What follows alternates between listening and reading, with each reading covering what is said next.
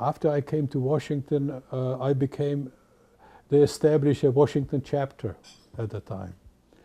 And they made Dr. Feierabend, you probably know Ladislav Feierabend, became the chairman of the local chapter, and I was elected as secretary of the sector.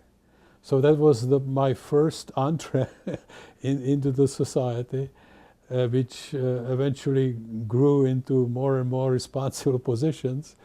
And I was, from the very beginning, I was in constant contact with Dr. Němec, Dr. Jaroslav Němec, who worked for the National Library of Medicine, which in the meantime was transferred to NIH, and I work at NIH. So we used to meet quite regularly for lunch. Well, I don't know, once a week or whatever, we met for lunch. So we talk and talk and talk. So in process, I learned quite a bit about it, and I had some ideas of my own. And eventually, I guess it must have been within 2 years, I came up with the idea of the society holding these conferences, which we then renamed congresses.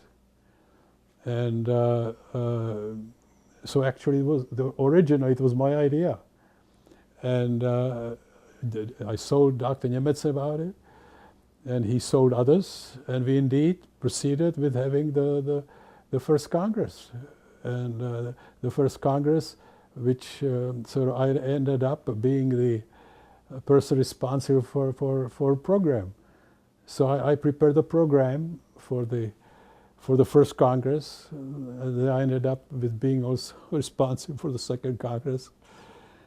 And so I was the one who was inviting all these people and it was the first Congress was quite decisive. It was an important milestone because it sort of in some ways it put the society on the map, because then people took it more seriously. And in the first Congress, I know we had 60 speakers, which was unheard of at the time. And these people came from different universities or whatever. And my contribution at the time was my insistence on English. I said it has to be in English, because until then time it was all in Czech.